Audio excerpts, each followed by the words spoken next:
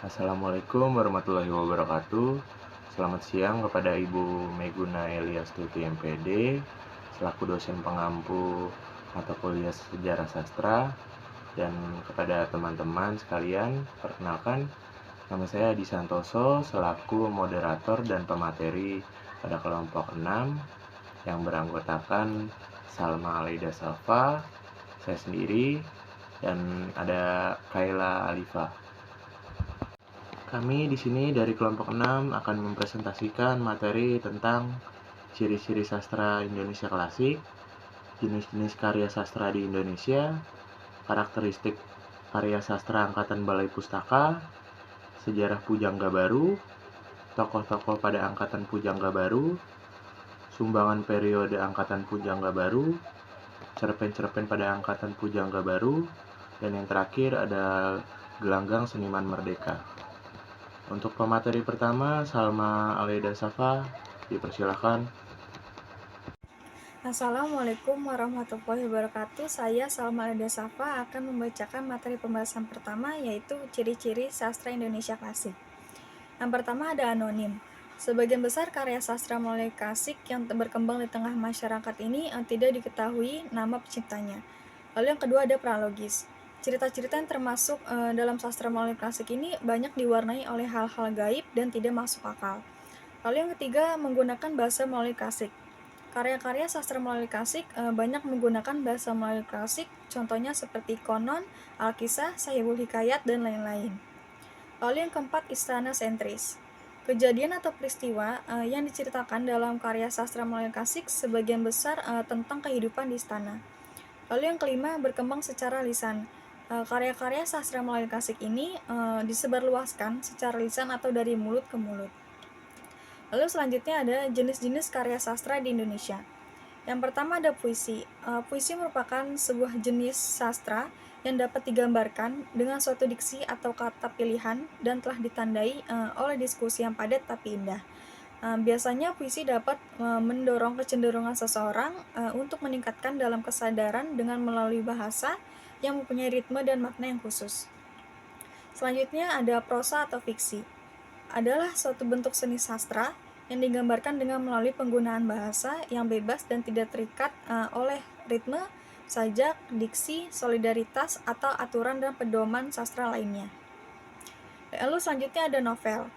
Novel adalah suatu karangan prosa yang bersifat cerita yang menceritakan suatu kejadian yang luar biasa dari kehidupan orang-orang atau tokoh cerita.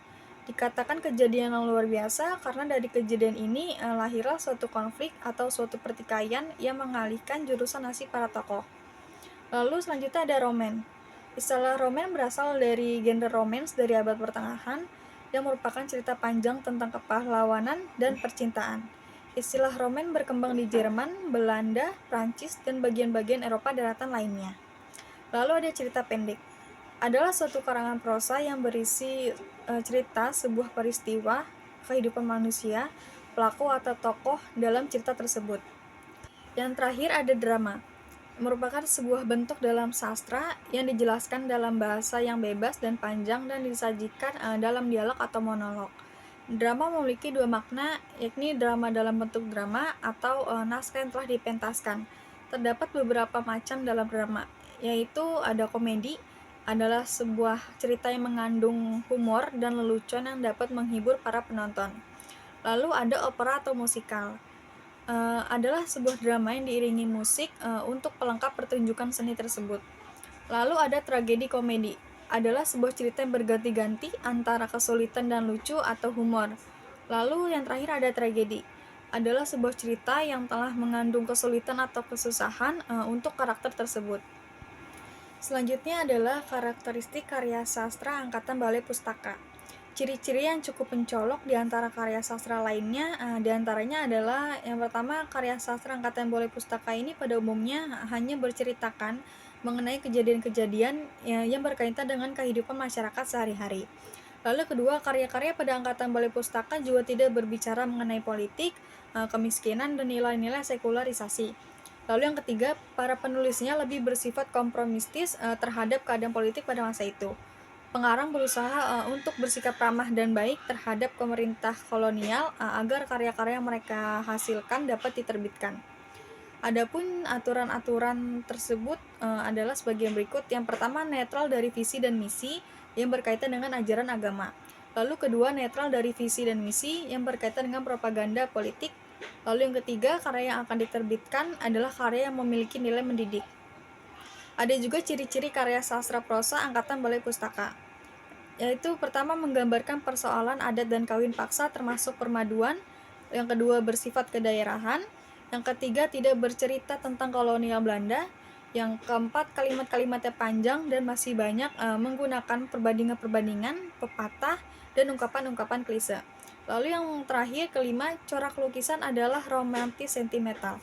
Sekian pemaparan materi dari saya, selanjutnya akan diteruskan oleh pemateri berikutnya. Sejarah Pujangga Baru. Puisi Pujangga Baru adalah awal puisi Indonesia modern. Untuk memahami puisi Indonesia modern sesudahnya dan puisi Indonesia secara keseluruhan, penelitian puisi Pujangga Baru penting dilakukan. Hal ini disebabkan karya sastra termasuk puisi tidak lahir dalam kekosongan budaya, termasuk karya sastra. Karya sastra termasuk puisi diciptakan oleh sastrawan. Sastrawan sebagai anggota masyarakat tidak terlepas dari latar sosial budaya dan kesejarahan masyarakatnya, begitu pula penyair Pujangga Baru. Pujangga Baru tahun 1920 sampai 1942 itu lahir dan berkembang pada saat bangsa Indonesia menuntut kemerdekaan dari penjajahan Belanda. Struktur dan kepuitisan puisi lama sebagai latar belakang puisi Pujangga Baru. Puisi lama ada bermacam-macam, yaitu pantun, syair, seloka, talibun, dan gurindam. Pantun dan syair membentuk tetap dan teratur seperti puisi lama lainnya. Pantun dan syair adalah puisi Indonesia yang asli, meskipun kata syair itu berasal dari bahasa Arab. Pantun mempunyai bentuk sebagai berikut. Yang pertama, biasanya terdiri dari satu bait saja. Yang kedua, satu bait terdiri dari 4 baris. Yang ketiga, berpola sajak akhir ABAB. Yang keempat, tiap-tiap baris terdiri atas 2 periodus dan tiap periodus itu berupa kesatuan sintaksis atau gatra. Yang kelima, biasanya tiap gatra terdiri atas 2 kata, dapat juga 1 kata, 3 kata atau lebih, tetapi yang paling banyak terdapat 2 kata. Dan yang terakhir, 2 baris pertama disebut sampiran, sedangkan 2 baris terakhir disebut isi. Fungsi pantun terutama untuk menyatakan perasaan atau pikiran yang bersifat liris. Dapat pula untuk memberi nasihat yang merupakan salah satu ciri puisi atau sastra lama yang bersifat didaktis, memberikan didikan kepada pembaca atau pendengar. Adapun ciri-ciri syair ialah sebagai berikut. Yang pertama, syair adalah puisi yang terdiri atas 4 baris tiap bait. Yang kedua, biasanya syair cukup 1 bait saja. Biasanya terdiri atas rangkaian beberapa bait, sebab syair biasanya untuk menceritakan sebuah hikayat. Yang ketiga, baris syair terdiri atas 2 kesatuan sintaksis atau terdiri atas 2 periodus. Tiap periodus itu berupa 1 kesatuan sintaksis. Yang keempat, biasanya tiap periodus terdiri atas 2 kata atau lebih, tetapi yang paling banyak terdiri atas 2 kata. Yang kelima, sajak akhiran AAAA. Dan yang terakhir, keempat baris itu mengemukakan isi titik. Struktur dalam puisi Pujangga Baru. Takdir Alis Jabana, tahun 1961 halaman 5, berkata bahwa puisi baru hanya dapat dipahami apabila puisi baru itu dipandang sebagai pancaran masyarakat baru. Para penyair Pujangga Baru mempergunakan beragam bentuk puisi baru yang bukan syair dan pantun, seperti soneta, balada, sajak 2 seuntai, 3 seuntai, 4 seuntai, sampai 8 seuntai. Akan tetapi, ciri-ciri sajak lama seperti rapi, teratur, dan simetris masih tampak jelas dalam sajak-sajak Pujangga Baru. Begitu juga perioditas dan korespondensinya. Ciri-ciri sajak Pujangga Baru sebagai berikut. Yang pertama, bentuknya rapi dan simetris. Yang kedua, mempunyai persajakan akhir yang teratur. Yang ketiga, banyak mempergunakan pola sajak pantun dan syair meskipun ada pola yang lain. Dan yang terakhir, Sebagian besar puisi 4 suntai. Gaya sajak pujangga baru. Gaya sajak di sini meliputi yang pertama, gaya yang berhubungan dengan pemakaian bahasa. Yang kedua, gaya yang berhubungan dengan cara melukiskan kesan batin adalah impresionistik. Yang ketiga, gaya yang berhubungan dengan pernyataan ekspresi jiwa. Yang keempat, gaya curahan perasaan. Berhubungan dengan sifat romantik sajak-sajak pujangga baru yang mengutamakan perasaan. Dalam gaya ini, ide banyak menggunakan kata-kata seru seperti oh, aduh, aduhai, wahai, alahai, dan dipergunakan sarana retorik reticence. Yang kelima, gaya percakapan dialog dengan alam. Yang keenam, gaya nasihat didaktis. Yang ketujuh, gaya pernyataan pikiran. Dan yang terakhir, gaya impresionistik. Tokoh-tokoh pada angkatan pujangga baru. Yang pertama ada Sultan Takdir Alis Jabana. Sultan Takdir aktif sebagai penulis. Selain aktif menjadi penulis, ia juga terkenal sebagai pengusaha yang cerdik. Salah satu karya Sultan Takdir adalah Layar Terkembang yang diterbitkan pada tahun 1937 oleh Balai Pustaka, yang menceritakan dua saudara mahasiswa kedokteran, Tuti dan Maria. Yang kedua ada Armij Pane.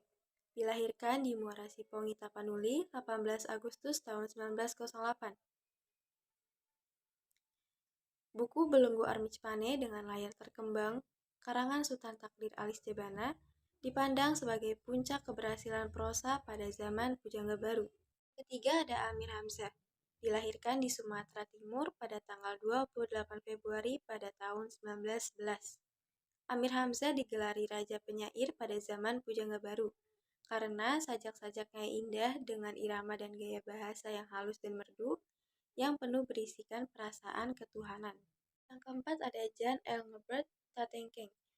Dilahirkan di Kalongan, Pulau Sangihe pada tanggal 19 Oktober 1907. Jan Engelbert Tatengkeng adalah salah satu tokoh yang ikut berjuang mematahkan, meruntuhkan, dan merubuhkan tradisi puisi lama. Dalam salah satu puisinya yang berjudul Sukam Pujangga, tergambar untuk kita jiwa dan pandangannya terhadap seni modern serta tentang cita-cita Pujangga sebagai Rasul zamannya. 5 ada Muhammad Yamin. Dilahirkan di Sawaluato, Sumatera Barat pada tanggal 23 Agustus 1903. Karya-karya dari Muhammad Yamin dari kesusastraan yaitu berupa terjemahan seperti dari karangan Rabindranath Tagore, Di Dalam dan di Luar Lingkungan Rumah Tangga, Menantikan Surat Raja, dan juga dari panggung sejarah dunia lainnya. 6 ada Rutam Effendi. Dilahirkan pada tahun 1903 di Padang.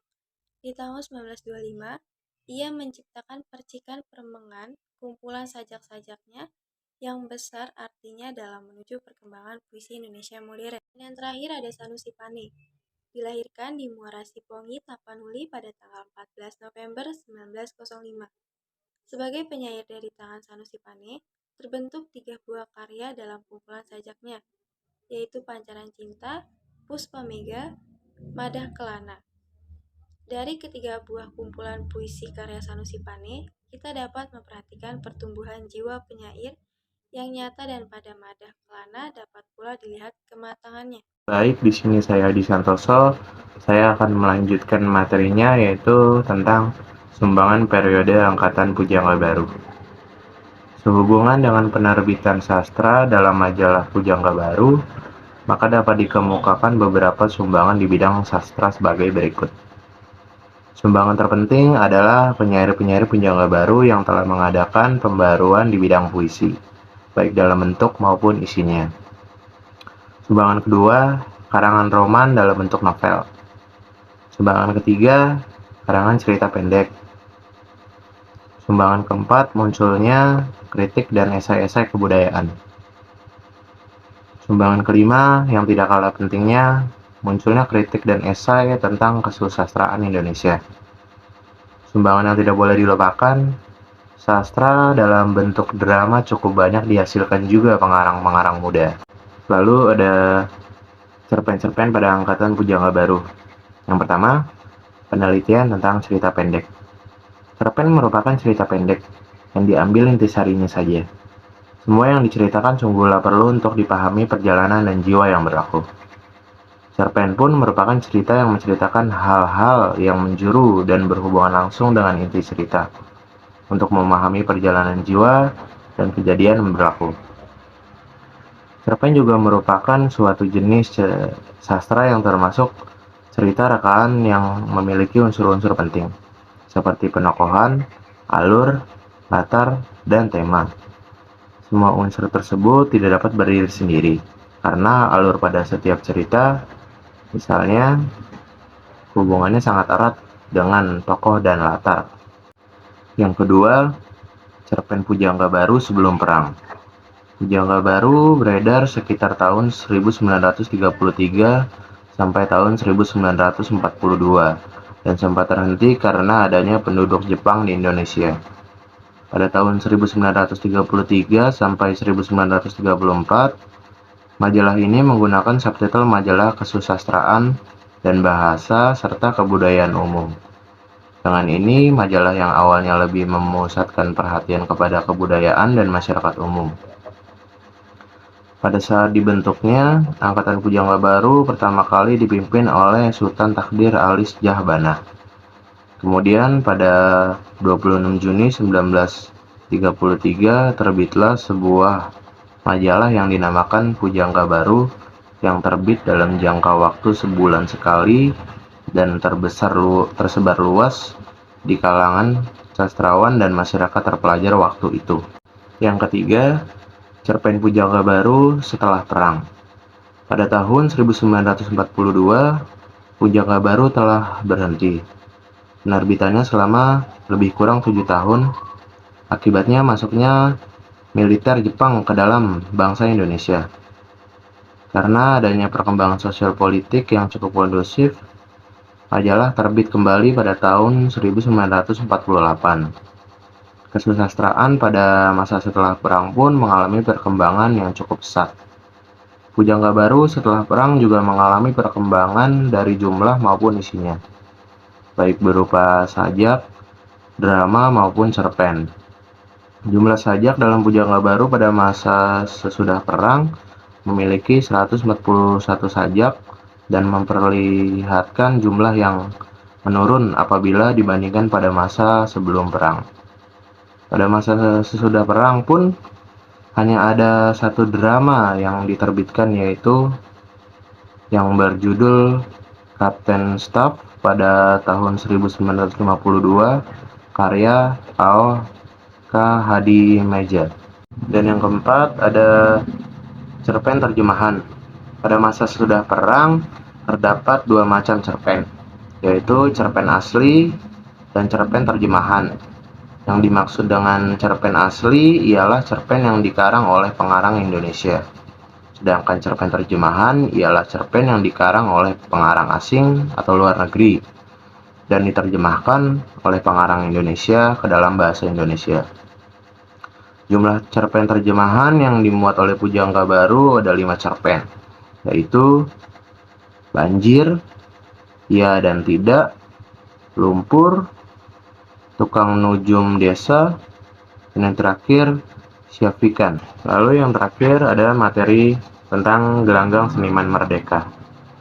Khairil Anwar yang dikenal pada tahun 1943 yaitu penyair muda dengan memperkenalkan gagasan baru dalam puisi. Karena sifatnya yang individual dan bercorak ke barat, ia banyak mengejek seniman di kantor pusat kebudayaan pada zaman Jepang. Khairil Anwar lahir di Medan, Sumatera Utara, 26 Juli 1922. Memiliki bakat menulis serta menguasai 3 bahasa asing, yaitu Belanda, Inggris, dan Jerman.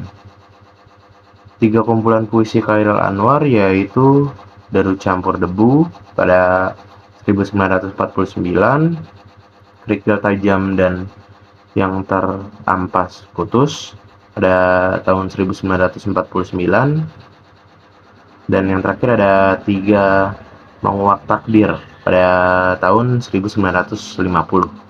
Pertengahan 1942, Khairil Anwar dengan sejumlah seniman seperti Asrul Sani, Baharudin, Basuki Resebowo, Hengatung, Rifai Afin, M. Akbar Juhana, Mukhtar Apin, dan M. Balfas untuk menggerakkan pendirian Perkumpulan Kebudayaan Gelanggang Seniman Merdeka pada saat itu 19 November 1946. Dalam perkumpulan ini mengakui diri sebagai generasi gelanggang di majalah Siasat yang dipimpin oleh Rosihan Anwar. Rosihan Anwar dalam majalah Siasat edisi 9 Januari 1949 mengenalkan istilah Angkatan 45 kepada generasi gelanggang tersebut. Nama-nama lain yang dibuat oleh berbagai pihak adalah Angkatan Kemerdekaan, Angkatan Khairil Anwar, Angkatan Sesudah Perang, Angkatan Pembebasan, dan Generasi Gelanggang. Konsep kepengarangan mereka dirumuskan dalam surat terbuka yang diberi nama Surat Kepercayaan Gelanggang, disingkat SKG, disusun oleh Asrul Sani pada tanggal 18 Februari 1950, setahun setelah kematian Khairil Anwar. Terima kasih kepada pemateri. Izinkan saya membacakan kesimpulan pada presentasi kali ini. Kesimpulannya yaitu sastra Melayu Indonesia merupakan warisan budaya yang kaya dan beragam. Terdapat beberapa jenis sastra Melayu Indonesia yaitu puisi, prosa atau fiksi, novel, roman, cerita pendek, dan drama. Karya-karya sastra ini menceritakan tentang cinta kehidupan sehari-hari, mitos, legenda, dan sejarah. Sementara itu, sejarah Pujangga Baru adalah gerakan sastra yang sangat berpengaruh dalam perkembangan sastra Indonesia pada awal abad ke-20. Gerakan ini memperkenalkan gagasan-gagasan baru dan mengguncang tradisi sastra yang telah ada sebelumnya. Pujangga Baru muncul pada tahun 1933 sebagai sebuah majalah sastra yang dipimpin oleh Sultan Takdir Alis Jahbana. Gerakan ini mengusung semangat modernisme dan pembaruan dalam sastra Indonesia. Pujangga Baru menyerukan perubahan dalam gaya penulisan, tema, dan bahasa sastra yang lebih dinamis, kritis, dan reflektif terhadap realitas sosial dan politik pada masa itu. Sekian presentasi pada kelompok kami, kelompok 6. Kurang lebihnya mohon maaf. Wassalamualaikum warahmatullahi wabarakatuh.